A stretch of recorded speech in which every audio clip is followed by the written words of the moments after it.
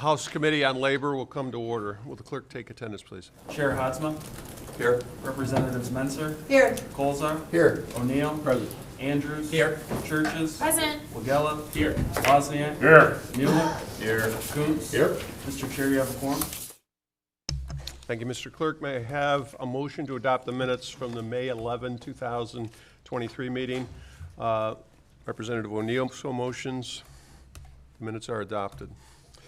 We're here today to take testimony on House Bills 4354, 4355, and 4356 and 57, sponsored by Representatives Weiss, Representative Brenda Carter, and Hood. I would like to invite Representative Weiss up to present the bills. Representative Weiss. Thank you, Chair Hatzma, and thank you to everyone on the Labor Committee for taking the time to discuss this extremely important topic. I'm going to talk first to my bill, House Bill 4354. The purpose of my bill today is simple. It's to restore collective bargaining rights that were stripped away from teachers and school employees in 2011. The bills would restore the right of teachers and school staff to collectively bargain on the following subjects: performance evaluation standards, merit pay standards, decisions on layoff, recall and hiring, position eliminations, classroom observation, teacher placement, evaluation, and discipline and discharge. While all of these would, again, be subject to bargaining if this bill were to pass, my bill does not mandate that districts bargain on any or all or any of these individual issues. To be clear, the way in which this bill is written, these subjects may be bargained. They are not mandated to be bargained. The issue of teacher placement I want to talk to because it's a personal one for me. In 2019, I was teaching at a small high school in Detroit, and our school experienced declining enrollment, which is an issue that's all too common in schools and districts across our state. A decision was made after count day in October to remove a teacher from my building due to that declining enrollment. Because that teacher was removed, several teachers and student schedules were changed dramatically over a weekend. I was personally told during the last hour on a Friday that I would be teaching a brand new subject area and brand new students on Monday. There were other teachers in my school who were also impacted by that decision, but what was even worse from my perspective was the way that impacted a lot of our kids. Classes had to be combined and canceled, and students lost the opportunity to take classes that they loved, like an honors English class and a yearbook class. Now, I know that tough financial decisions sometimes need to be made by districts, and frankly, it's often due to poor policy decisions that have been made here in Lansing by previous legislatures. But when that happened to me as a teacher, I had no recourse in that process. There was nothing that the union could do for me because placement is a prohibited subject of bargaining. I personally contemplated leaving the profession because of that experience, because I felt like I had no voice. And I know that other teachers in my building felt the same because they told me. My story is not unique, and I think that there are some others here today who are going to testify to their experiences as well. I know that administrators across our state are working incredibly hard in difficult conditions to try to meet the needs of our students and to do what's best for kids. I know that teachers and school employees across our state are working incredibly hard in difficult conditions to try to meet the needs of our students and do what's best for kids. I strongly believe that if you restore these collective bargaining rights for teachers and school employees and give them a voice in the process of these critical decisions, the result will be what is best for kids. Because administrators working from a macro perspective understand very well how certain decisions affect the entirety of a district. And teachers working from a very micro perspective understand how those decisions impact at the classroom, the individual classroom level. Allowing educators to bargain on these issues will allow them to feel like they are more involved in their school community. It will give them a voice in the process, and it will help attract and retain teachers in the profession. This bill does not create a brand new system. It simply restores rights that educators had stripped away from them over 10 years ago. These rights were in place for 40 years in Michigan. During a time when education was at its finest, these rights could be collectively bargained. Other public sectors, such as police officers and firemen, are able to bargain on issues like placement. This bill simply restores these rights to teachers and school employees as well. At the end of the day, all contracts are built on relationships. I hope that this bill will help foster stronger relationships between administrators and school employees, and that everyone will work towards solutions that benefit kids.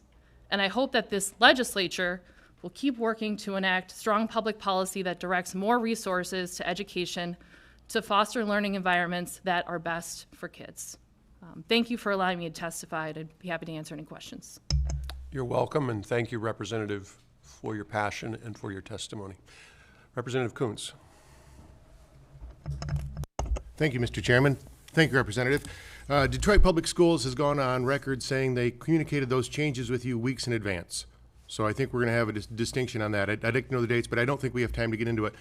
We share the concern of teachers being reassigned. If we do this, higher seniority teachers, it will be a domino effect. This will just cause a cascading effect, and we're going to exasperate the problem. I really did have a cup of coffee this morning. We're going to make the problem worse because this is going to be continued, and we're just going to continue to go down the line and bump teachers all the way through. So I share your concern, and I think you're right, but this is going to make it worse if we go back to a seniority-based timing.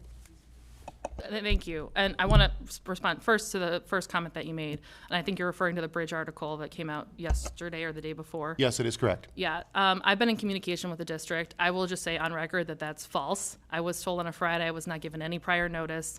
I've been in communication with the district to ask to see any evidence that I was given prior notice, because I can say on record, I would say it under oath, I was not. I found out. I remember it very viscerally because I was pulled out of my room the last hour on a Friday and told that my entire schedule was changing on a Monday. And so I just wanted to say that publicly. So thank you for addressing that. To your second concern, and I hear that concern, and I know a lot of the administrators have that concern, and I understand. I will say that, to be clear, the word seniority does not appear in this bill. This bill does not mandate, again, that anything, placement or any of these other subjects be bargained. It says that they can be bargained, and it does not mandate how they be bargained. Those decisions are going to be made at the local level between administrations and their staff. And frankly, if there's a decision, like if a decision was made, if the union was pushing to move towards a seniority-based system and not consider other factors, administration still has the authority to say no and to negotiate something else in that process.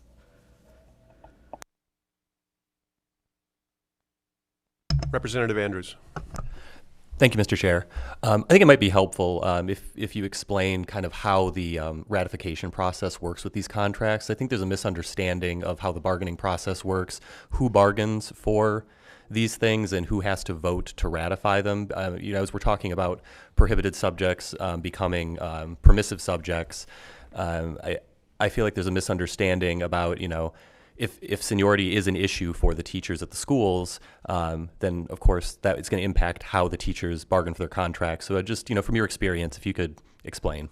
Yeah, I can speak really briefly to that from my experience, and I think that the person coming up to testify next is going to talk more in depth about that specific issue. I will say, just from my experience in working with my union, we were always reached out. Like, we have regular union meetings, we have building representatives that we can express concerns to, and that we were given lots of communication about what our priorities were and what we wanted to bargain for through surveys and through just having community meetings or union meetings, being able to come and voice those concerns. So I always felt like I had a voice in that process. So it's fair to say that if a school was made up of, more teachers that were newer and maybe felt like seniority would be a problem for them, the contract that was being bargained for would probably reflect those concerns. Absolutely. I mean, I don't think I was ever anything other than a new and then mid-level teacher. I taught for 5 years total, and so when I was starting, I was a new teacher too. And if I had those concerns when I was starting in 2011, that was already taken out, so I never got a chance to have that discussion. But if I did, I would have made sure that my voice was heard in that process. Thank you. Representative Wagella. First off, thank you for your testimony. For those of you in the room, I was an educator for 7.5 years. I made it past the 5-year mark, which we don't often see. But the point is, I was a young teacher, and I think one of my frustrations in that role was with speaking specifically to placement, not being able to bargain it, right? I was also a union president for 2 years. But the point I'm making is this. I think when you go into any career, you should expect that the further you move into that career, just speaking, and this doesn't require seniority, but let's just talk about seniority for a second. The dedication that you have to a district, to a position as an educator, as time goes on, you craft expertise in that. And not having structures in place to keep people in positions that they are comfortable in my opinion, is one of the reasons we are losing so many educators in the field. Do you actually see this as helping end the teacher shortage and retaining educators, even young ones who want to see their future in the career and not just short term? Yeah, as I said in my testimony, I do think this helps move us in the right direction. The same Bridge article, Rep. Coons, that you referenced, also talked about a study that was done by the Michigan State University and the University of Connecticut around Michigan public education policy between, I believe it was between 2008 and 2015, and looked at this specifically, what happened after 2011 when these prohibited subjects of bargaining were taken off the table. And they found that across the board, by and large, when you look at average districts, it didn't have much of an impact overall. But when you looked at specifically districts that struggle in recruiting and retaining staff, which is a lot of our districts with our highest need students, you saw that there were a greater number of younger teachers after 2011 leaving those districts than before 2011. And so I think at very best, you could say that this policy didn't have any impact on keeping those younger teachers in those classrooms. Can I add one quick comment? Yes. So I just think about this, right, as a younger teacher, watching my colleagues who have been in the classroom and have become expert in their subjects being moved to a subject or a class or a grade level that they're unfamiliar with late in their career made me think, well, why would I stay in this career if that is something that's ultimately going to happen? Yeah, I agree. I think having more stability in the process, having more of a voice in the process, I think is going to be best overall for both teachers who have been in the profession for a long time as well as new teachers. Thank you again, Representative Weiss. Thank you. And Chair, if I may, I apologize. I wanted to speak, I know that Rep. Carter can't be here, so I just wanted to speak very, very briefly on her bill, if that's all right. Yes, thank you. 4356. All this one does, this is another restoring another prohibited subject of bargaining. This one specifically, all it says is that the contracting out of non-instructional school employees is no longer a prohibited subject of bargaining. So again, doesn't mandate that it be bargained, just says that it's no longer prohibited. Thank you, Representative Weiss. Thank you. We now have testimony from those who have put in cards. The first one to testify is Sean Egan from the Department of Labor and Economic Opportunity.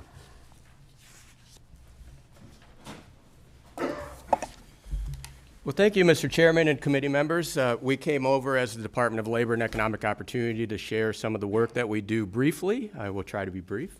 And some of the things that we see in these bills and why they're important as well.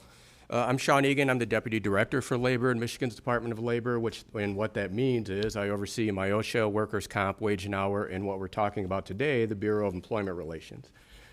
The Bureau of Employment Relations is the administrative branch of the Michigan Employment Relations Commission, which is an independently appointed body that oversees the collective bargaining process and manages those guardrails and resolution processes that are used throughout the state of Michigan, and we also do private sector mediations and otherwise.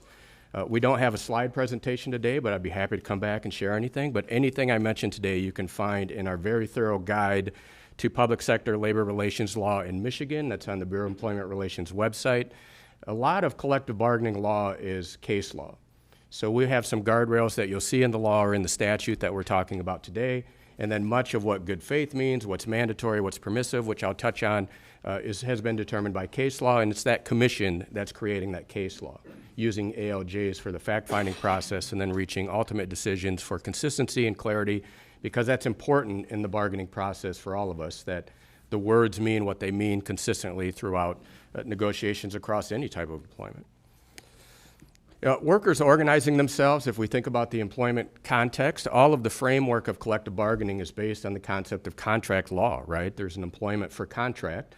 You can do that individually. We know that that's not very beneficial at times for workers, but you can do it collectively as well. And what we saw in the development of these laws is that collective bargaining is a process that can strengthen workers' voices, but it also needs guidance and support to make sure that the parties interact with each other in a certain type of way. So when we saw the growth of these laws, workers organizing themselves, frankly, is a perfectly capitalist response to capitalism.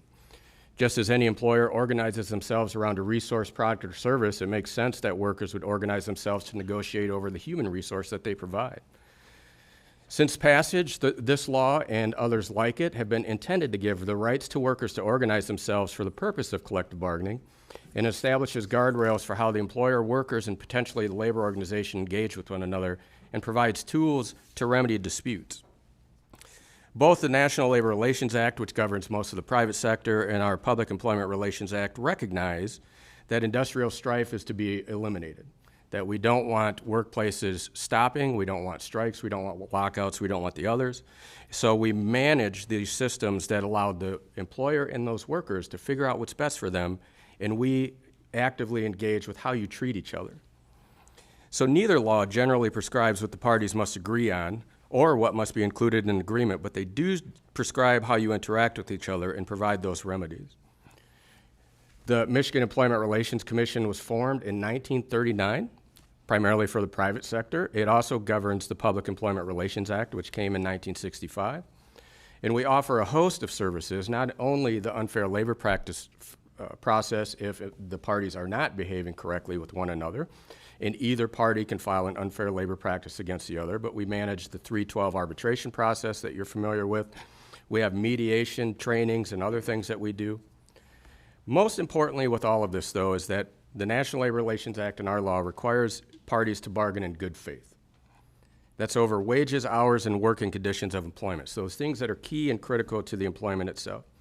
But always keep in mind that good faith does not mean agree. There's often this misconception that because I propose something, the employer has to agree to it or makes a modification and agree to it, but the reality is good faith only requires that you evaluate a proposal. And if it's not going to work for your particular setting, whether that's the workers or the employer, you don't have to agree to that. And within that concept, there's these concepts of mandatory, permissive, and prohibited subjects of bargaining. Historically, prohibited subjects would be those things that are illegal. You certainly can't negotiate a kickback for yourself. You can't have that in a collective bargaining agreement. They're intended to be very minimal because it's understood that the local parties are the ones best suited to figure out what it is they need for their workplace. So when we start creating blanket prohibitions of bargaining subjects, we're actually pushing people back toward industrial strife because they've lost the voice in the bargaining process to figure out what it is that they need for that contract. Mandatory subjects can be bargained to what we call impasse. So you can fight hard, you can bargain hard, you can carry them all the way to the point where we can no longer move forward. Under the law, when you reach that point, the employer has the right to potentially implement many of those provisions, whether you've agreed to them or not. We work hard in our mediation division to make sure that we're supporting the parties, helping them reach a conclusion that doesn't get to impasse, but it still happens. We also manage the fact-finding process, which in the public sector allows parties, before they reach impasse, to go to a neutral third party to evaluate proposals, including wages, hours, working conditions, and everything that goes with it, and get a recommendation, a non-binding recommendation. Then there are permissive subjects. I didn't go through the list of the prohibited subjects in these bills to tell you which ones are exactly permissive, but these things these are things that are attached to the workplace, but they're not necessarily directly related to your work. So if we think about an evaluation process that deals with your raise, that's going to be a mandatory subject of bargaining. Doesn't mean you have to agree. It's just something that's going to have to be bargained. But when we think about adding the union logo to our shirts or our attire, that's a permissive subject. It's attached to the workplace, but it doesn't necessarily impact your continued employment or anything to do with your wages, hours, and working conditions. So these amendments in particular stripped not only the workers, but management of the right to negotiate these terms. They may or may not have been in an agreement because, as I mentioned, while they have a duty to bargain, it doesn't require they agree to any of it. The prohibitions disrupt the standard bargaining process and are creating more tension that we deal with through our mediation processes, because although they are prohibited, they certainly can be discussed. They just can't be included in the contract. So if workers have these issues, it's going to create tension for the rest of the collective bargaining process. Giving people a voice, whether it's agreed to or not, is going to help us alleviate some of those things that are happening there. And because we believe the local parties are best suited, capable, and better equipped than us to determine whether these subjects should or should not be included in their agreement, the department does support these bills amending PARA to repeal the prohibited subjects of bargaining. But again, like the rep said, let's be clear what this repeal does not do. It does not automatically add them to any agreement. It doesn't mean they will be in all new agreements. It doesn't even mean the local parties will bring them up. But it will allow working people and employers that have these issues to discuss them open, honestly, and in good faith with the support of our department and our mediators to support that process. Thank you, Mr. Chairman, and certainly I'm open to any questions you may have. You're welcome. Thank you, Mr. Egan, for your testimony. Representative Kuntz. Mr. Egan, thanks for coming. Thank you, Mr. Chairman. Mr. Egan, thanks for coming today. The MERC has a vacancy. Yes. How long has that been open? So the commission is composed of no more than 2 people from the same political party. The governor came in and appointed 2 Democrats. The Republican seat at that time went vacant. We've been working for a long time to find a potential candidate. It's been open for probably a couple of years, I would imagine. My understanding is that we should hear an appointment in the next few weeks. If I may, Mr. Chairman, my concern when your opening statement is that it's a nonpartisan party, a nonpartisan committee, that's not correct. I said independent. I'm sorry, Mr. Representative. If I said nonpartisan, I didn't intend that. It is definitely partisan, right? Because it's Yes. politically appointed. And that's exactly my point. It is partisan, and it is unbalanced, and it has been for years. So, while I appreciate your testimony, I don't think we can consider it a neutral appointment here. With that logic, though, it'd be unbalanced when it's reversed, right? So during the Snyder administration, when it's 2 Republicans to 1 Democrat, or 1 independent because they didn't appoint a Democrat that leans Republican, wouldn't that be unbalanced as well? Unbalanced is unbalanced, but at least it was filled. At least there was a voice, and that's what I'm saying. Is now there's not even a voice on the committee now. So, and I understand. I understand majority, minority. I understand unbalanced. Right, I assure absolutely. you. Me too. Yep. Thank you. Thank you, Representative Kuntz. Representative Churches. Thank you. My name's Jamie. I appreciate you being here today. I have been talking about this specific bill for, over a month, several weeks. And I just want to start by saying that the superintendents and the educators in my district all care about what is best for kids. My superintendents have expressed concern about seniority of teachers and placement of teachers because I have had some who worked in Wayne Westland back in the day when teachers had to have a lottery and they had no certainty, they had fear of having a job, and these administrators and now superintendents had to watch these teachers go through this uncertainty and cut new teachers every year. I've heard my superintendents. I empathize with them. And I myself, as an educator for 10.5 years, have seen the impacts of legislation from our state deteriorate the state of education in all schools. Just a few stories. Katie Harp taught 4th grade for her entire career. After COVID, she was moved from 4th grade to 5th grade. She chose to retire early because she had a love for 4th grade like no one I knew. Susan DeSuit, she taught middle school, and she loved doing, and she coordinated the Washington, D.C. field trip. Without warning, she was sent to teach 5th grade with me, whom I loved, but she missed so much. She also retired. She didn't want to do it anymore. Michelle Behringer, she taught special education. She was a very strong special education teacher, but she was pigeonholed into a job that was emotionally exhausting and taxing on her because she was good at it and they didn't have anyone else for that position. She wanted to be a literacy teacher. I myself taught for 10 and a half years as a 5th grade teacher. I have my DX endorsement in science education. I aspire to be a secondary science teacher. I wanted to teach young women how to love science and compete in a man's world in science. I asked for 6 of my 10 and a half years to have the opportunity, to have the privilege to teach middle school science. I never was considered. I didn't have a voice at the table.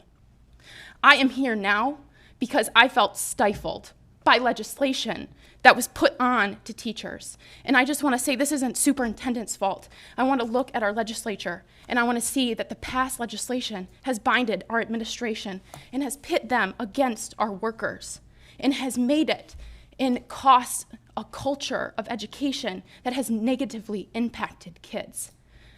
Does this legislation restore local control? Yes. Will this maybe give a little bit more hope to repairing relationships between superintendents and educators so that kids can be benefited in the future? Yes, certainly our department supports the collective bargaining process. We're not here specifically for teachers. We think that this disrupts and thwarts that collective bargaining process, removes that voice, and it's important for these issues to be discussed. We certainly believe that when you can discuss things at the table, whether you agree or not, whether the answer is no or yes, that it allows people the opportunity to figure out what's best for their situation, restore that local control so that those local parties can figure out what's best for their situation. We would believe that that would lead to better communications and better relationships. And would you say that our superintendents are strong leaders appointed by our communities, and union leaderships are strong leaders appointed by our teachers, and that trusting them to have these conversations would be beneficial to the development and the strengthening of our educational community as a whole? I can't speak to the educational community, but yes, strengthening the relationships. I mean, we do this all over the state with cops, firefighters, line workers, water workers, you name it, administrators, it doesn't matter. And that opportunity to negotiate any item that's important to those, whether it's management or labor, is important to us, right? And allowing them to make those decisions. So it's definitely local control as well. Thank you. Thank you, Representative Churches. Representative Wagella. I have 2 really, really brief questions. The first one was, when these prohibited subjects were put into place, who was governor at the time? Well, there was a series, right? So there were several changes. Weren't most of them during the Snyder administration? And was Snyder a Republican?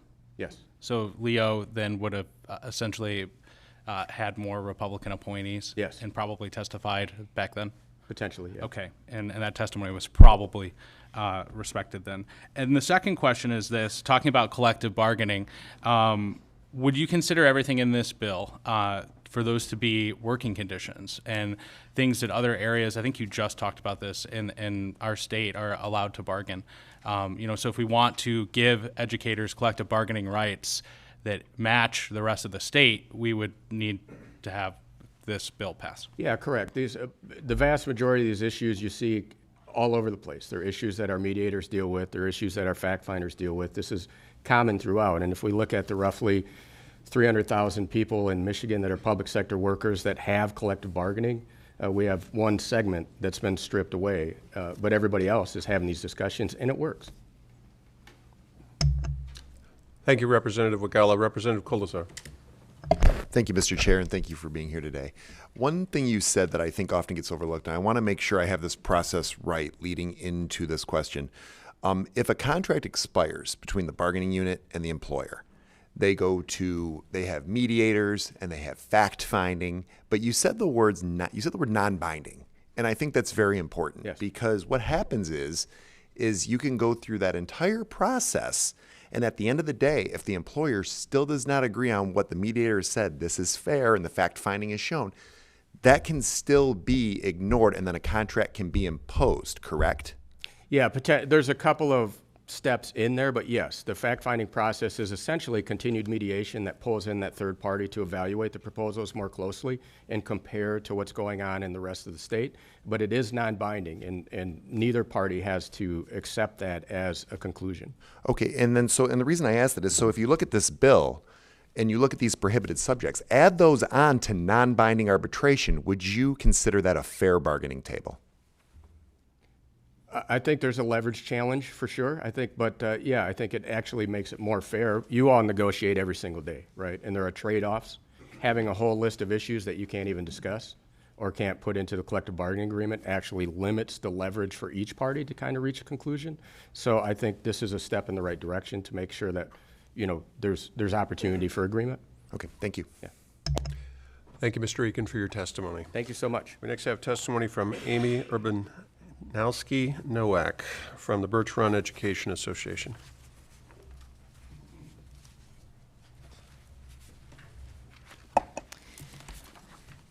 Hello, my name is Amy Urbanowski Nowak, and I am currently president of the Birch Run Education Association, and I have taught in Mid-Michigan for 20 years. Today I stand before you to talk about teacher evaluation. It's something that I've experienced personally and all of my colleagues have experienced. When I look at the education system today, I think about things like camaraderie and collaboration, because these are things that we teach our students on a daily basis. We tell them to work together, we tell them that teamwork is important, and we tell them when they get in the real world that they're going to have to work in teams and collaborate. But unfortunately, we don't have this same concept when it comes to teacher evaluation in other areas in the state of Michigan. What's happened for this past several years is that teachers have been told what their evaluation tool is with little to no input. And they've been told that they're to partake in tools like the Charlotte Danielson model, a model that Danielson herself didn't really want to be an evaluation tool at all.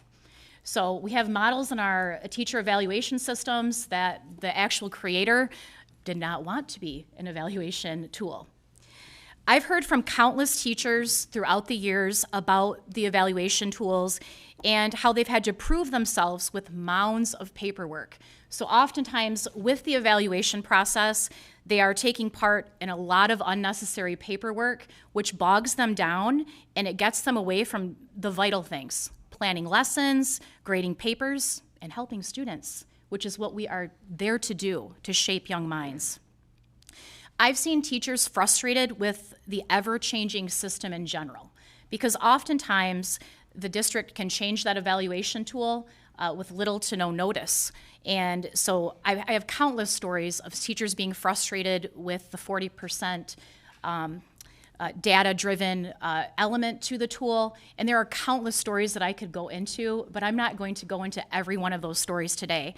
What I do want to focus on is that there's hope here, and the hope that we have is this bill, that we can put this back on the bargaining table, which I think is essential today. We can collaborate just like we teach our students to do in the classroom, and we can do that at the bargaining table. We can stand as an example for students to show them what collaboration is truly about in the real world. And most importantly, I think if we put this back on the bargaining table, we can attract teachers to this profession. I think it's a step in the right direction.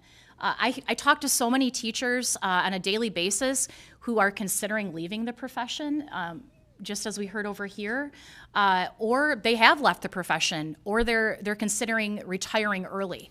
And I think that if we are able to put these items back on the bargaining table, then we'll keep people in the profession, and maybe we'll even get more people in these preparatory programs. And that's the hope, the hope. So my fellow Michiganders, let's do this profession justice. Now is the time that we do that. We have to bring teacher evaluation and all of these other elements back to the bargaining table. It is so important. It's time to work together at the table to keep teachers in this noble profession, because it is noble. And we want to keep teachers there so they can shape the minds of my children, your children, and all of Michigan's children. Thank you so much for hearing me today. You're Are there any welcome. questions? You're welcome. Thank you, Ms. Urbanowski Nowak. Questions? Thank you again. Thank you. Next, Steve Cairns from the Ionia Education Association.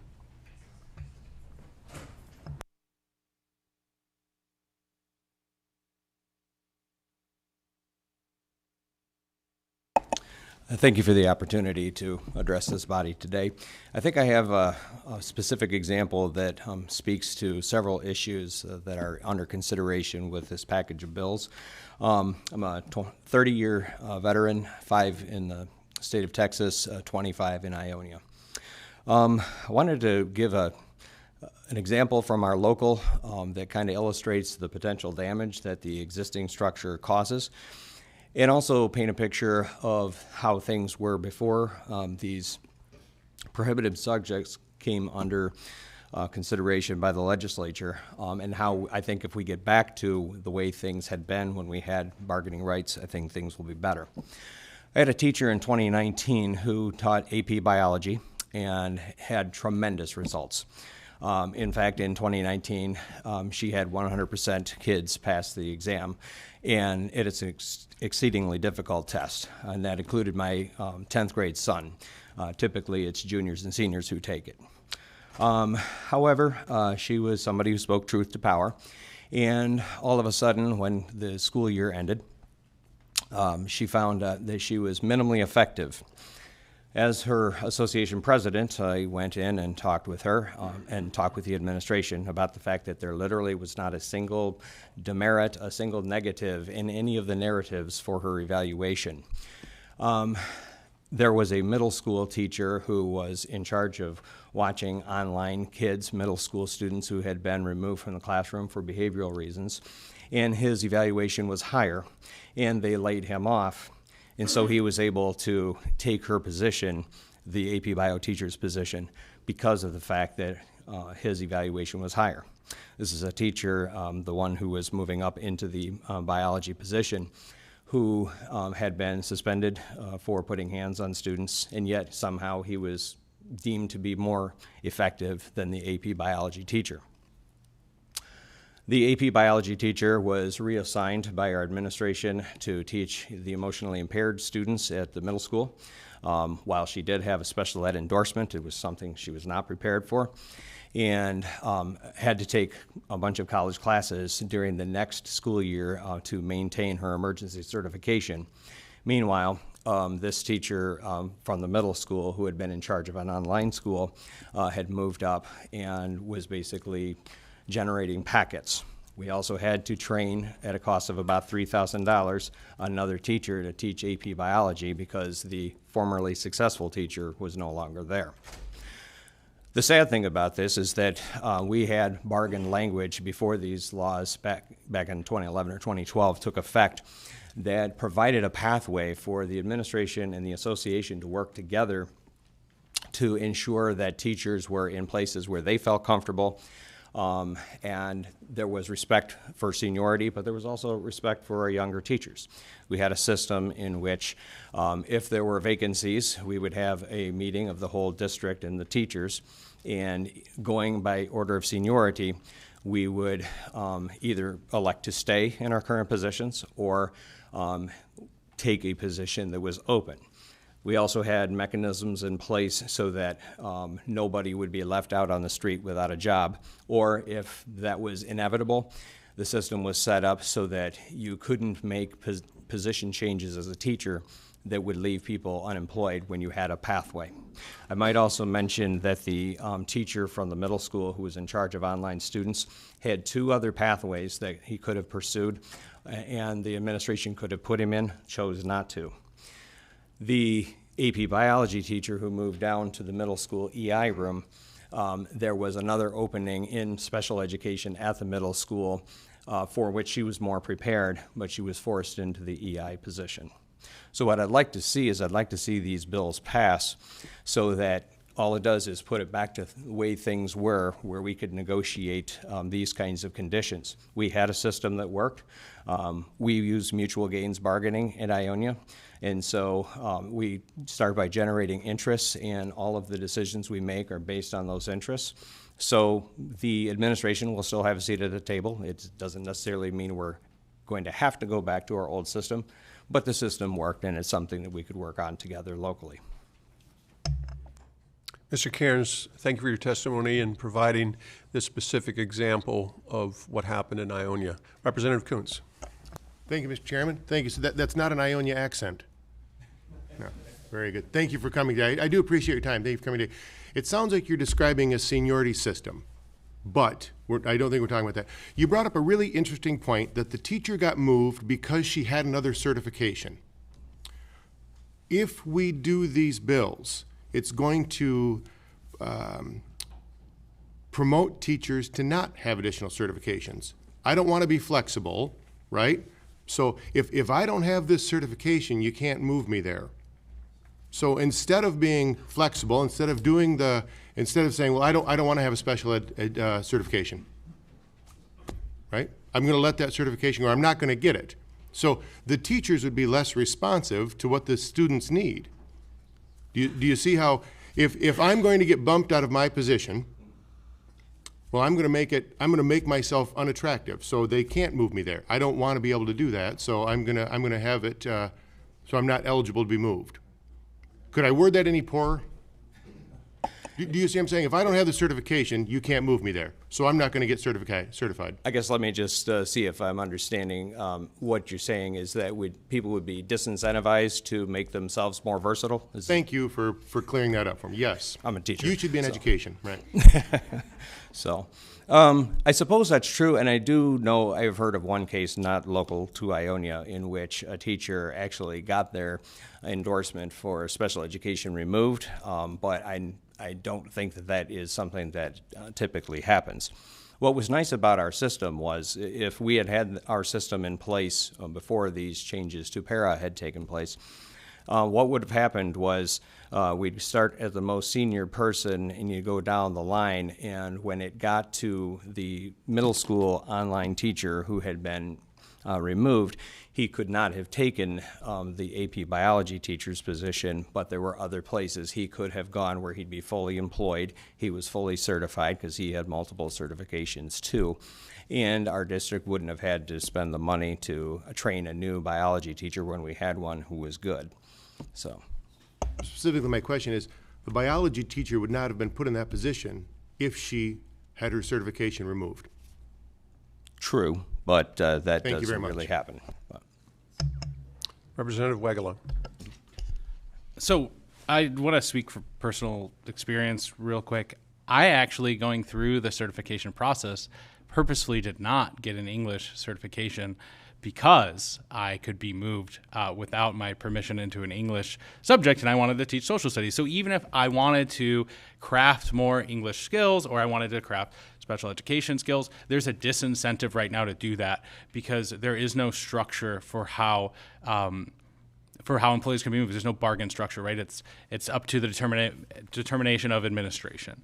Another story I have is when I taught at Dearborn Public Schools, I was told by my colleagues, make sure that you are not rated highly effective, because then you might be moved out of your position to somewhere else because you have that highly effective rating, which I think is another really just fascinating component of this. But I guess my question is this. I mean, you've worked in schools, I've worked in schools. Administrators are not always unbiased in their decision making. There's an element of special treatment and cronyism, especially you might have punishment for teachers that speak out or challenge administration.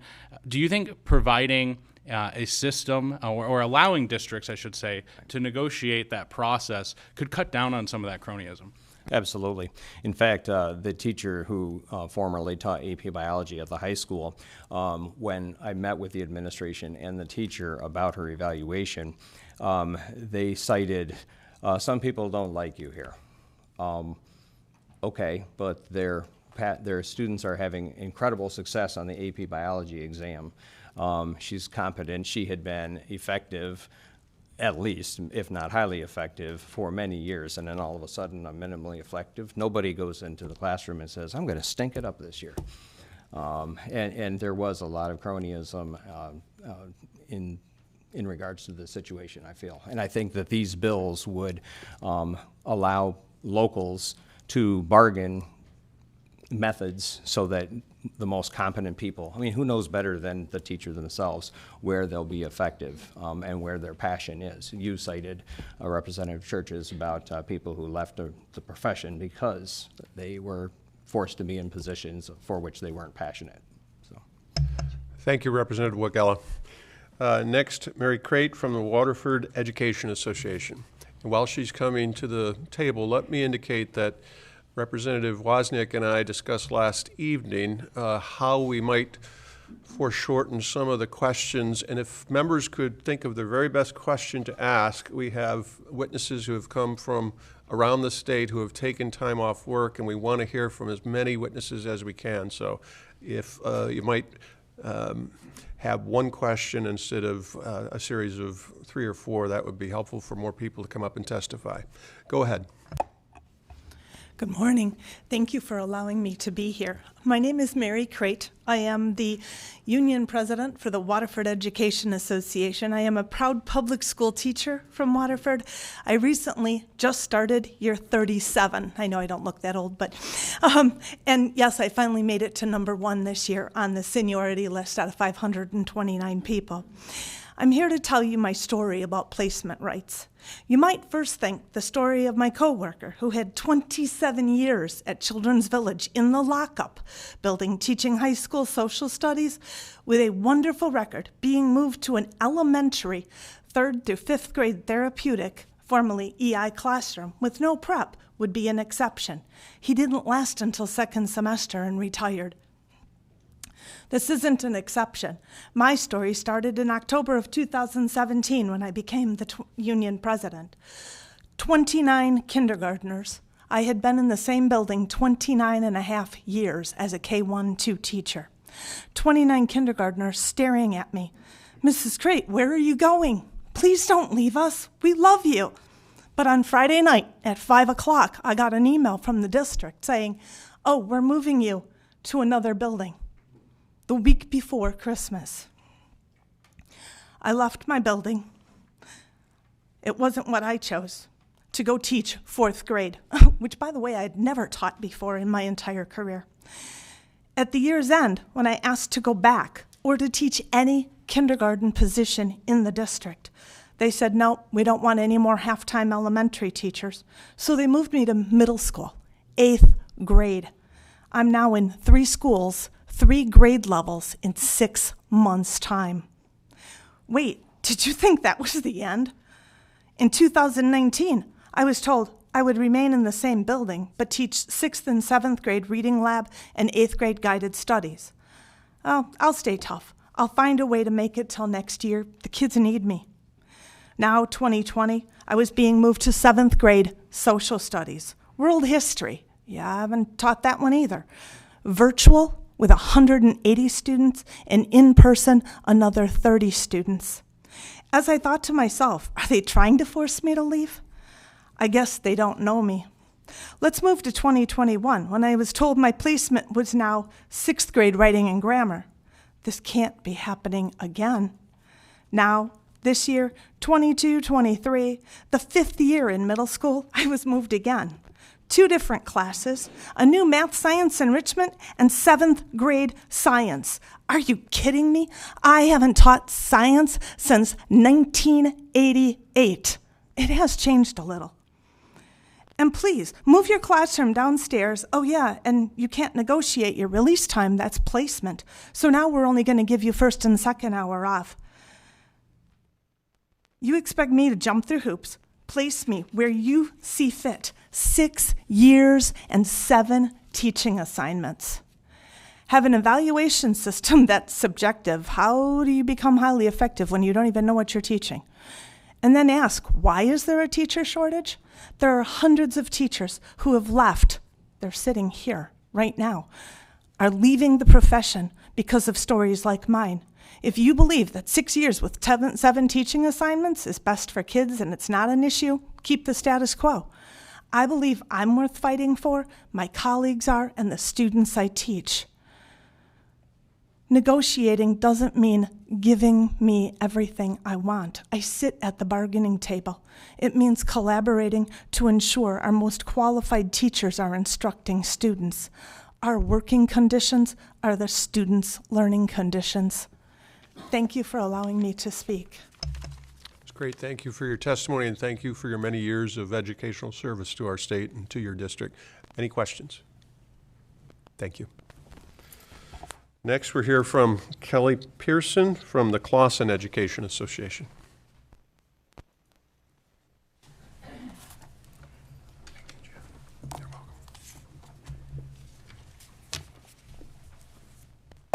Okay. Good morning. Good morning. My name is Kelly Pearson. I've been teaching for 24 years, all of them in Clawson, which is a very small community. It's only 2 square miles. I teach first grade, and I'm also the president of the Clawson Education Association, a position that I've had since 2010. So I did see the effects of what happened when the prohibited subjects were imposed in 2011-12.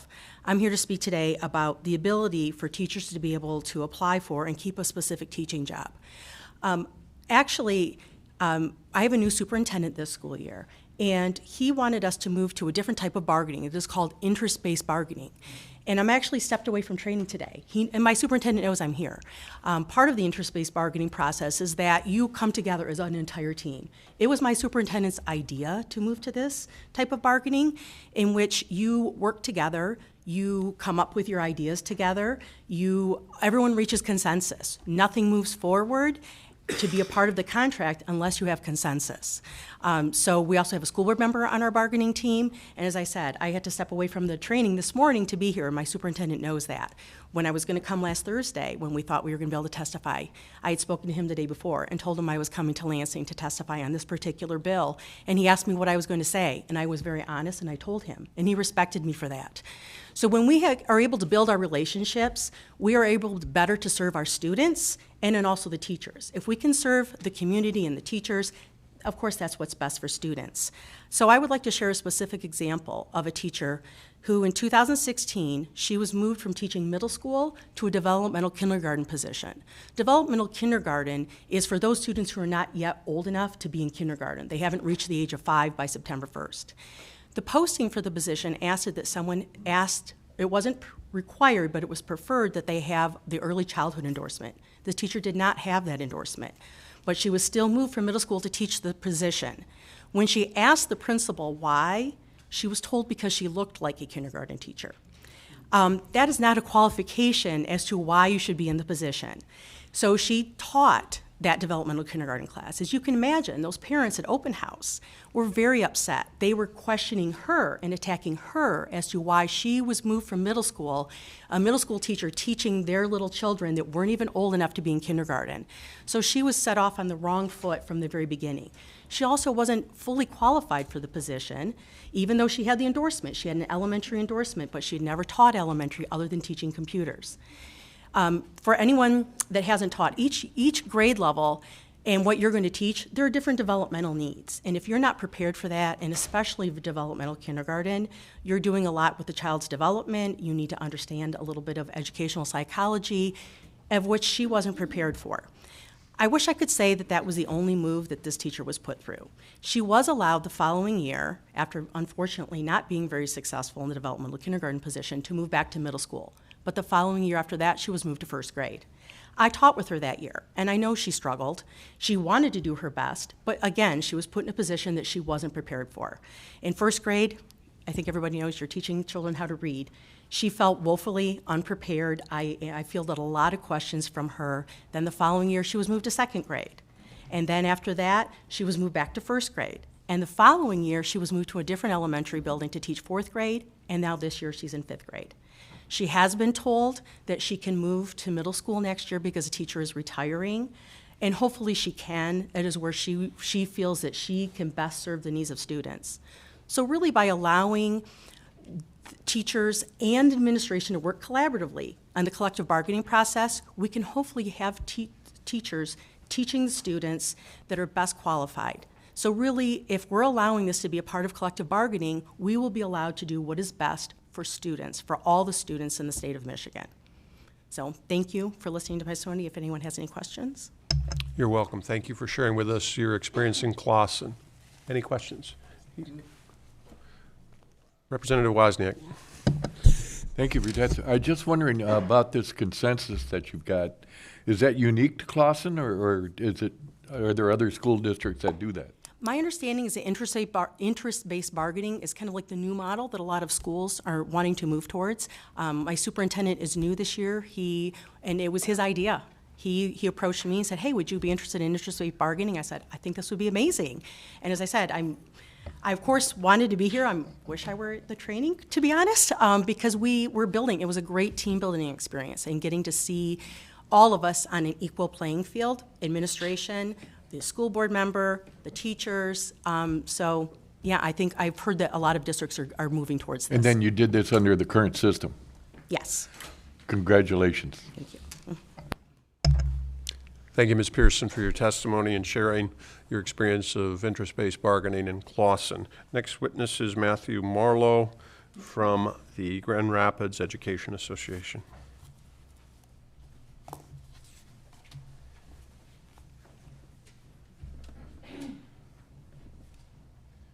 you, Mr. Chair.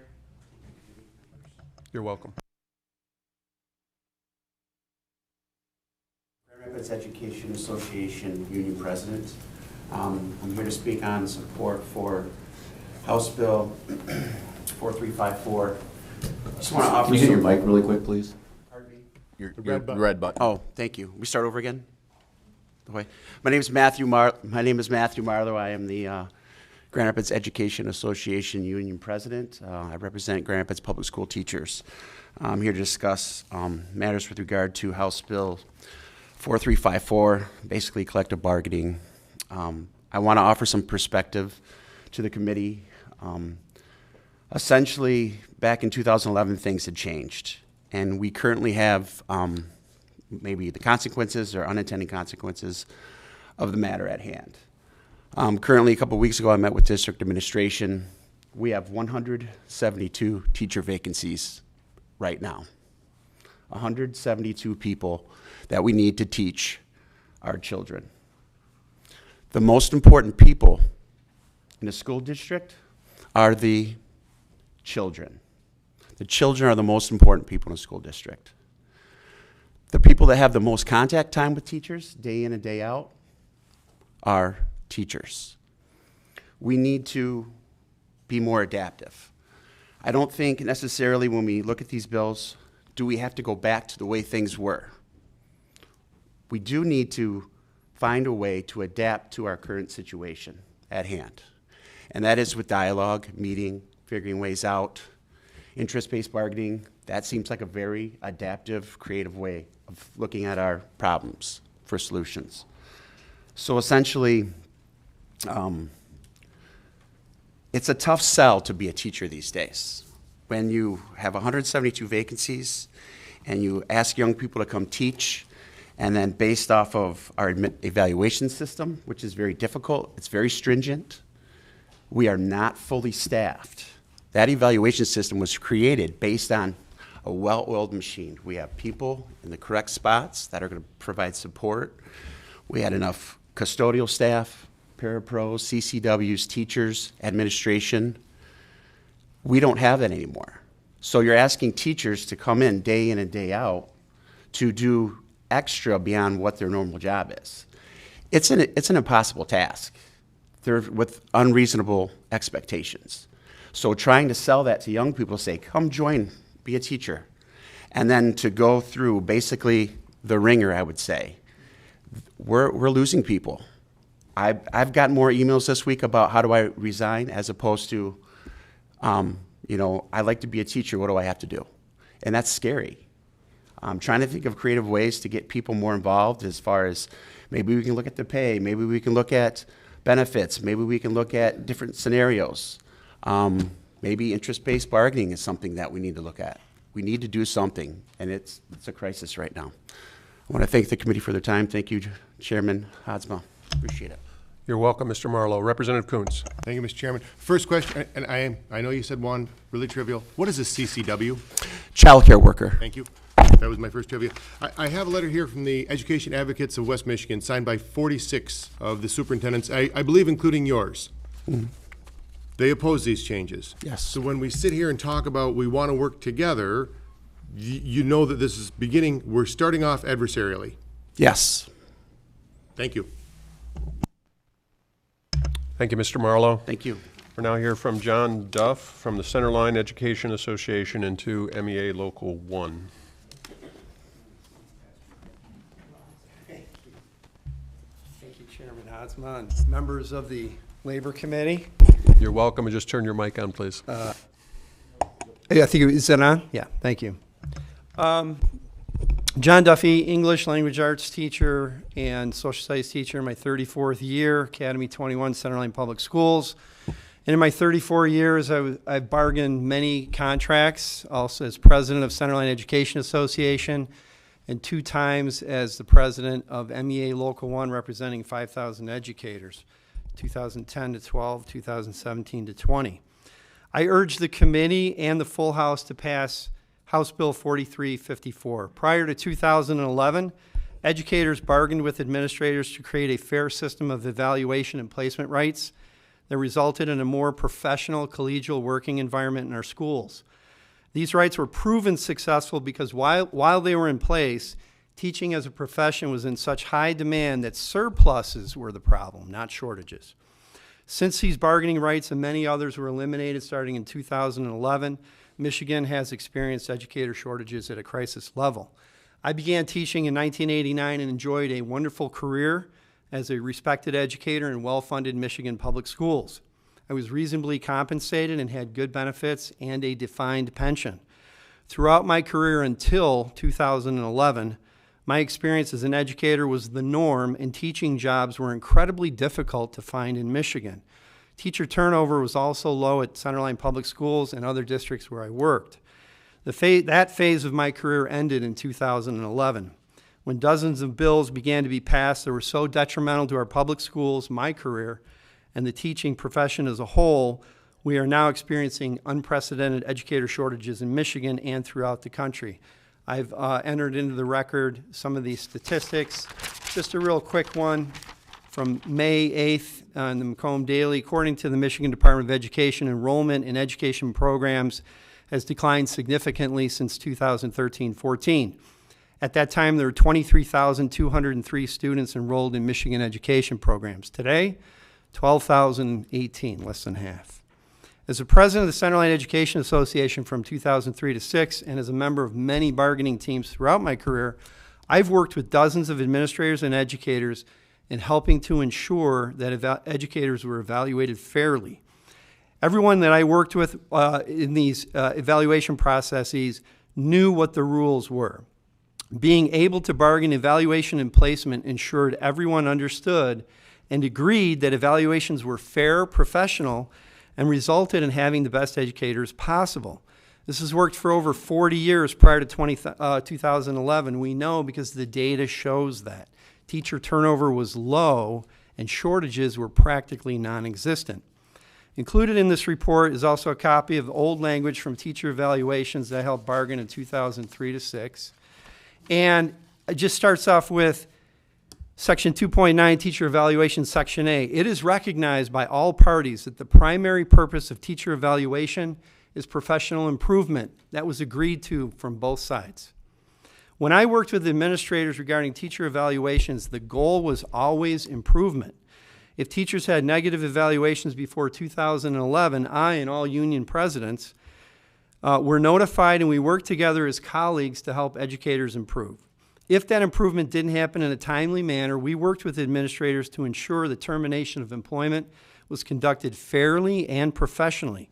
My experience with most administrators regarding evaluation and placement to 2011 was very positive because we all knew what the rules were and we knew how to follow those rules and talk about them.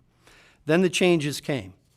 I served as president of MEA Local 1 in Macomb County, representing those 5,000 educators from 2011, and I worked with many educators at that time who were adversely affected, some of whom you've heard stories prior to my testimony right now. Changes in the law resulted in many situations where different administrators in different buildings evaluated their own rules differently, resulting in confusion as to how educators were evaluated. That's happening right now in my building. Even if an evaluation was poorly done and resulted in a negative review, educators were often affected by being moved arbitrarily to different positions and/or buildings or terminated from their position without cause. And I'll finish up. Having little or no input from educators regarding evaluation and placement has resulted in a top-down management style that may work in some private businesses but does not work in our public schools. The proof, again, is in the educator shortage. My experience prior to 2011 was that educators and administrators were used to treating each other as colleagues. who shared many of the same educational qualifications. Voting yes on House Bill 4354 will help restore a more professional collegial working environment in our schools by reestablishing the laws we already had that worked for decades prior to 2011. Also, an added benefit of this passage of this bill is that it has little to no cost to the taxpayers, as stated in the House Fiscal and Agency analysis of the bill. Most important of all, voting yes on HB 4354 will improve the working school environment for everyone so that we can remain focused on creating the best educational experience for all our schools. That's it. I thank you so much for your time. And these statistics and addendums have been added to the record that I gave to the clerk. Thank you for adding those statistics and the addenda to the record, Mr. Duff. Thank you. Representative Colasar. Thank you, Mr. Chair. Thank you for your testimony. Thank you. You brought up evaluations, which we haven't, there's been a lot of talk about other things, and I want to ask you this. Yeah.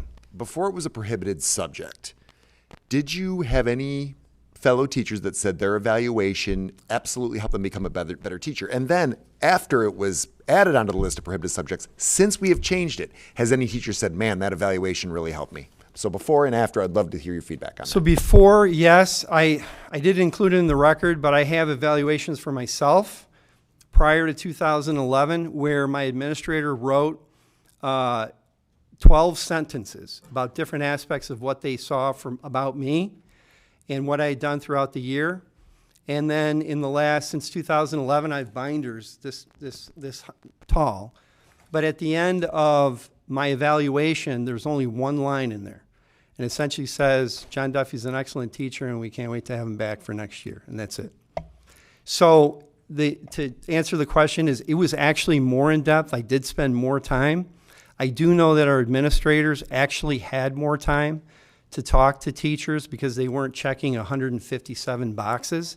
They were coming in to actually talk about what it is that they needed to see from me as a teacher. More importantly, because they didn't have to spend inordinate amounts of time with our veteran teachers, they spent most of their time with our newer teachers, helping them and helping them improve so that they stayed. And if you look at our hiring and layoff lists, just in Centerline, you will see many years where no one was hired because no one left.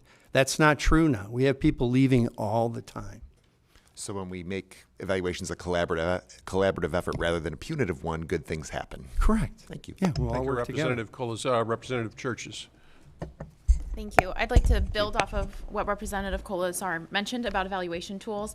I'm most familiar with the Danielson or Stages to Success. You do Danielson? Yes, I do. Okay, so and then in my later career, I worked on Stages. So for those of you in the room that don't know, we have these tools. They're online tools. There's a lot of rubrics. There's a lot of words on the page. Teachers are subjected to random walkthroughs. Yeah. Sometimes you don't know when they're going to happen, or observations. You need at least 2 observations a year. The first observation can be unscheduled at any time. They can walk in during snack time. They would come in my room during Feed Up Friday, and sometimes I'd have a guest reader. You don't know when it's going to happen, and you have to be ready to deliver on demand. I was able to do that successfully. Many teachers are, but it creates an environment of uneasiness that teachers don't need the scrutiny for.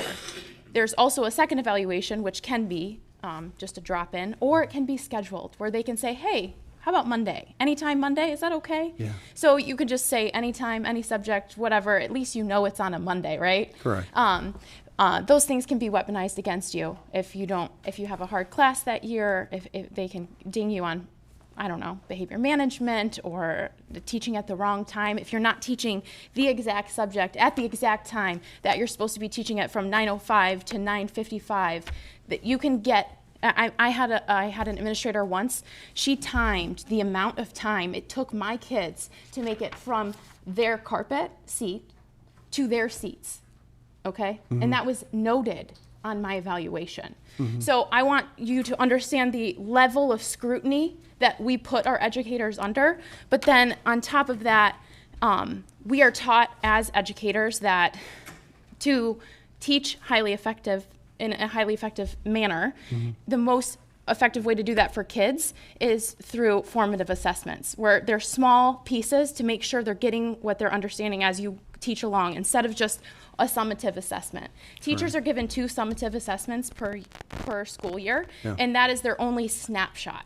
I've talked to superintendents, administrators, and teachers about these evaluation tools. If a teacher were to give 2 tests a year to their students and not change that test for years, same one every year, you would be a minimally effective teacher, because that assessment is not tailored to the needs of that student. It is giving you a very small snapshot, and it is not assessing higher pedagogy or anything that you need to see. So would you say that maybe opening this up for negotiation is thinking differently and allowing us to tailor the evaluation tool to more of a coaching tool instead of a punitive tool, to allow for the minds of teachers and administrators to use evaluations as mentoring pieces, coaching pieces, and ways to make the learning space more creative and fun, less punitive in general? Do you think being able to just talk about the way that teachers are assessed could have a positive impact on the relationship between educators and administration and our kids? I not only do, Representative Churches, but to reference Representative Kuntz, that letter with the 46 superintendents, I researched the first 15. 10 of them are listed in articles for the last 5 years talking about the teacher shortages that are affecting their districts, and they are looking for ways to try to help. This is one of the most fundamental things that I've worked with, because the administrators I worked with knew the rules. We knew the rules, and we could sit down and be able to talk about what the entire purpose was to improve the ability of each teacher to be the best that they could, and it worked. The statistics were there up until 2011, a teacher surplus. So we know that this is collaborative, it's collegial. We've done interest-based bargaining as well, many elements of which were actually part of our old contract from 2003 to 2006. But the point being, I truly believe this is actually, even though they're not saying that, this is in administrators' best interest, because they're experiencing massive burnout and turnover. I've seen it in our district. They can't go into every teacher and write 150 things or hit all 24 aspects of the Danielson perfectly for every single teacher. They would be evaluating us every single day, 5 days a week, 8 hours a day, which in some cases, some of them are, and they're getting burned out. So I think this is collaborative and helps all of us. Thank you. Thank you for your Representative Kuntz. Thank you. Thank you, Chairman. Thank you, Mr. Duffy, for coming. Thank you. And it wasn't your number, it was 172 teacher shortage from before, and I thank you for that. Why would an administrator want to get rid of a teacher through evaluation when there's a shortage? You keep talking about weaponizing this, and we're out trying to recruit. I'm sorry, I didn't use that term. So there's a teacher shortage. Yeah. Why would an administrator try and get this? So, for me personally, my master's degree was in educational leadership, and I worked with 3 superintendents who told me the average lifespan of a superintendent is less than 5 years. They need to get things done, take care of business, and then they go off to do what they need to do. I've seen that, and what I'm saying is, you're not necessarily weaponizing it, but if the law right now says I can place people wherever I want to at any time, at least on the surface, it looks and feels like this is a really easy thing for me to do, because I don't have to have or listen to what anybody tells me to do.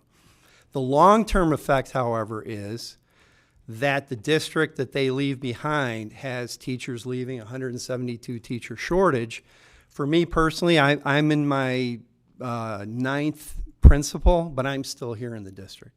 So we as teachers continue to be the bedrock of the institution of the school, but administrators, especially now with what we're seeing, coming and going. But initially, if you come in as an administrator and you say, I can place anybody wherever I want, that's real power, and it feels good at first. But long term, when you see people being targeted, I've been targeted. As president, I was moved around, as you heard earlier. I didn't bring that up, but it did happen. And it depends also on the individual. As I did reference earlier, we have buildings where some principals are following and adhering the evaluation process exactly, and others are not for personal reasons. And we can't argue that because we don't have any mechanism to say, hey, we're part of this process and we need to talk about these evaluations for what's best for the kids and what's best for the community. That ultimately is what we're trying to get back to, is this process worked for me individually as a person. Thank you, Representative Kuntz, and thank you, Mr. Duff. Thank you.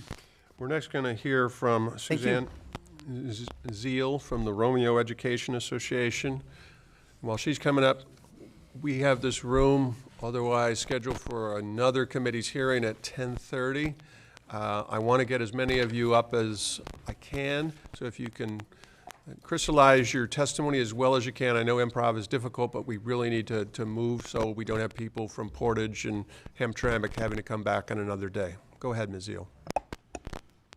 Good morning. My name is Sue Zeal, and I've been employed with the Romeo Community Schools for 26 years, immersed in the middle school environment, teaching language arts and social studies. I've also been involved in leadership positions in the union for 23 years, where I currently have held the REA position as president for the past 6 years. I do want to thank you for allowing me to share and communicate my thoughts on this bill. I truly believe this passing is important for the success and future of public education and for our students. As a teacher and a union leader, I know the key to success for that learning environment is when the district and teachers collaborate and we communicate on topics that impacts our working environment. Because our working environment are where the students are. When we are prohibited on being able to do so, our students lose. This bill will allow districts and educators to reconnect and restore that line that has been cut for too many years. We want to work together. We want to be heard, to have the meeting of the minds in a team effort on behalf of our students. We're not here to overpower, we're here to collaborate and talk. My main topic today is on the bill of discipline. Passing this bill allows for the sound reasoning and just cause to play a center role when things get off track. Look, teachers aren't perfect. We make mistakes, things get misunderstood, and it is a high-pressure job more than ever before. We're dodging a lot, including sometimes unnecessary things. We know things can happen, but what used to be a discussion with an outcome based on sound reasoning and just cause has become just cause we can by administration. It's a reckless, costly, disciplined decisions that are being made that have impacted the working conditions of our teachers. As union presidents, over 300 teachers are leaving early because they're under so much stress and not knowing that anything could happen at any time and not having a voice on when mistakes or issues come up. That's a scary place, a scary bubble to do what we do with our hearts and souls and the passion that we have. I'm going to share my own personal experience because I know the cost here is when teachers leave earlier, we can't retain teachers. It's a financial cost of trying to find those highly qualified teachers, and we're in that teacher crisis because of that. You have to retain, you have to retrain, and there's time and money involved in this. But I want to give you my personal experience that occurred to me that will actually give a larger dollar amount when this reckless decision is happening. In 2021, in the midst of COVID and trying to survive all of that, and in an attempt to quiet the union and basically shut me up over an opinion that I had to my members, my district decided to roll the dice and said, you can either walk away and retire, or we're going to press tenure charges against you. Not because of, in the end, it's found there's no wrongdoing on my part, but the fact is they wanted to roll that dice to quiet me and quiet my teachers because they could. In the end, when it was all said and done, I won that case. I won the unfair labor practice lawsuit against them because of that reckless decision-making. And in the end, it cost my district over $200,000, if you want to put a dollar amount on what this costs. And putting aside what it cost me personally is a different story that doesn't have a dollar amount. But I was able to prove my innocence and retain my position to be able to go back into the classroom that I loved. Had there been reasoning been involved in communication, it would have cost nothing. And there was better use for those funds for our students. And under these current working conditions, it created an environment of fear of our for teachers, a shortage of attracting and retaining those quality teachers for our students in the long run. Passing this bill would change that, not just for teachers, for our students, our district, our community. And it will help make us be able to communicate and make that team effort stronger in the end for our students. And thank you. I appreciate your time. You're welcome, Ms. Zeal. Any questions? Thank you for your testimony. Blake Mazurek from Grand Rapids is next up.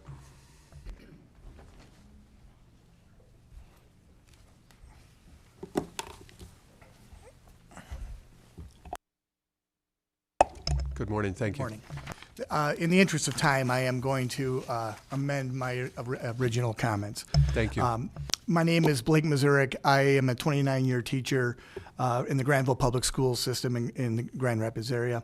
I serve on the MEA Board of Directors along with being president of Granville Education Association and the Kent County Education Association. So my original comments were going to be addressing many of the things that you've been hearing from my illustrious colleagues here. But a couple things I want to just emphasize before I turn over the microphone to our next speaker is we heard a lot of stories today regarding nightmare scenarios when it comes to teacher placement, about being moved multiple times, and oftentimes these actually directly impact the youngest of our teaching staff. And these situations have all been occurring under the current system we have. What these bills will do will allow us to have that seat at the table to work collaboratively with our administration to come up with solutions that will prevent these types of scenarios from happening. And one of the other things I'd like to also address, if I may, is Representative Coots, I appreciate you bringing up the letter from the Education Advocates of West Michigan. I have the letter as well, and my superintendent actually did sign it. And one of the things that I would maybe like to address regarding the exchange you had with Matt was that in their letter, I can appreciate how they have a point of view and they have their level of concerns. Some of the things that are in this letter, I would challenge on the idea that maybe there are some mischaracterizations about what we're seeking out of this. The bills that we're looking for here to get passed will allow us to have the opportunity to sit with these very administrators, and I work very, very effectively with ours, to be across the table from each other, discuss these important issues. And what you may be reading from out of this letter is that there is this fear that we're going to go back to the battle days of seniority-based wrecking balls going through the schools, and that is not what we're seeking here. What we're seeking here is to have the ability to change the dialogue and have a conversation that allows for those young teachers that are oftentimes the most severely impacted to have protections for them in their placement. So again, I modified up mine to make sure that we get everybody in. So I will open it up for any questions if there are any. Thank you for abbreviating your testimony, Mr. Mazurek. Any questions? Representative Kuntz. Thank you, Mr. Chairman. Thank you, sir. Very quickly, if we're not going to position teachers on seniority and we haven't determined evaluation, shouldn't we make that determination before we change the procedure? Will you please help me one more time on that? How are we going to determine positions if we're not going to do it on seniority? So you're telling me it will not be seniority based? No, I'm not. Thank you very much. I appreciate you giving me clarity on that. I'm not saying that at all. What I am saying is that seniority could play a role, but that is something that we'll determine at the bargaining table with our administrators. If seniority is something that both parties agree to at the bargaining table, and we come up with a mutually agreed contract that we bring to the school board, who will then approve, if that is a part of the discussion, then seniority could play a role. But as far as it being the sole determiner, it may very well be that some districts, administration, and teachers want to have that. Right. But what we're asking for is the opportunity to have those discussions, because currently we can't even have the discussion. Previously, and I appreciate your leniency, House Bill 4044 has already gone through this committee, and it hamstrings the administration on that. But I'm sorry we don't have time to talk about that. Thank you, sir. Thank you, Mr. Mazurek. Next witness is Joanne Osborne from Trenton. Thank you. Good morning. I will abbreviate mine also in the matter of time. My name is Joanne Osborne. I live in Trenton, but I'm a teacher in Lincoln Park. This is my 32nd year contracted as a teacher, and for 31 I've been involved in the union in several different capacities. I'd like to share 2 stories with you. First, our former union president was an art teacher at the middle school. He was very outspoken, stood up for our members, but always very respectful during negotiations. I was part of a committee looking at bringing STEM into the district. My first question was, will any of our members be laid off or lose their jobs? I was assured by central office that this would not happen, but it did happen. As personnel chair at the time, I received a phone call from our superintendent after a vote at the board meeting that STEM would be part of the curriculum in Lincoln Park Public Schools. However, to bring in this program, art would be taken out of K through 8 grades, thus laying off our union president and 2 other art teachers. It was nefarious and underhanded. With no notification, all 3 teachers were contacted and told they would not have a job for the fall, and they were laid off. Art was kept at the high school because the superintendent stated high school students need a credit in the arts, thus the class would only remain there. Aside from 3 teachers now scrambling to look for a job, we now and continue to have no art program for students in Lincoln Park Public Schools, K through 8. For 2 years, some students had double PE or double music to meet prep time for contractual language. The superintendent refused to bring art back. Why? Well, it would bring back our outspoken union president, who had the most seniority. 3 years later, after this happened, the high school teacher retired, the art teacher. Our former union president applied and interviewed for the job. Before the Snyder administration's prohibition on bargaining over placement, our union president could have gotten this position, but he did not. Why? Because he was laid off from an art position from the middle school, not the high school. Thus, the district had no obligation to him. A highly effective and respected teacher liked by his students and who was committed to our students' success was not brought back. Second situation and last one, another incident occurred at an elementary school. Before the Snyder era changes, teachers with seniority would be able to bid on positions which came about from retirements or jobs created. We cannot do that anymore because of the loss of the right of placement. Now administration can choose to put people wherever they choose, decisions not based on research, but on power. At the elementary school, the principal decided she would move 7 of the 9 teachers in her building. Teachers cried, begged, and pleaded with the principal. It fell on deaf ears, as well as the superintendent. Teachers who had become seasoned in their grade level were stripped of their right to teach the grade they loved. Years of perfecting curriculum, buying items for their classroom out of their own pocket was ignored. 2 wonderful teachers left the district.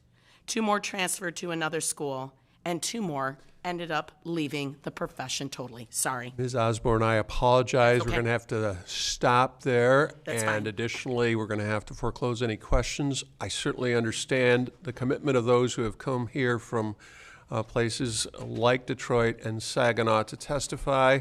I'm going to compare schedules of members. Perhaps we can continue this afternoon. That depends on availability of committee rooms. We have committee members who need to get to other hearings.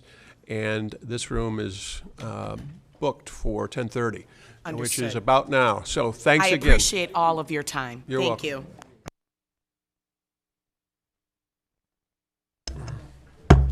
I'll entertain a motion to excuse absent members. There are none. There be no further business before this committee. The Labor Committee stands adjourned.